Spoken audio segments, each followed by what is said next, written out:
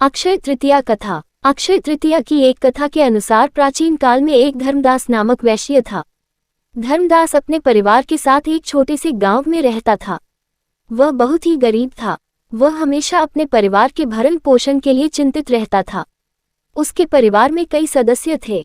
धर्मदास बहुत धार्मिक प्रवृत्ति का व्यक्ति था। उसका सदाचार तथा देव एवं ब्राह्मणों के प्रति उसकी श्रद्धा अत्यधिक प्रसिद्ध थी। अक्षय तृतीया व्रत के महात्म्य को सुनने के पश्चात उसने अक्षय तृतीया पर्व के आने पर सुबह जल्दी उठकर गंगा में स्नान करके विधिपूर्वक देवी देवताओं की पूजा की। व्रत के दिन सामर्थ्यानुसार जल से भरे घड़े, पंखे, जौ, सत्तू, चावल, नमक, गेहूं, गुड़, घी, दही, सोना तथा वस्त्र आदि वस्तुएं भगवान के चरणों में रखकर ब्राह्मणों को अर्पित की। ये सब दान देखकर धर्मदास के परिवार वाले तथा उसकी पत्नी ने उसे रोकने की कोशिश की।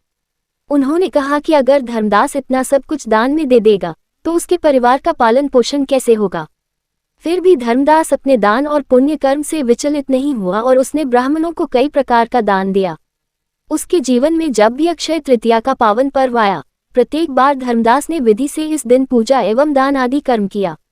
अनेक रोगों से ग्रस्त तथा वृद्ध होने के उपरांत भी उसने उपवास करके धर्म कर्म और दान पुण्य किया। यही वैश्य दूसरे अगले जन्म में कुशावती का राजा हुए। मान्यता है कि अक्षय तृतीया के दिन किए गए दान पुण्य व पूजन के कारण वह अपने अगले जन्म में बहुत धनी एवं प्रतापी राजा बना।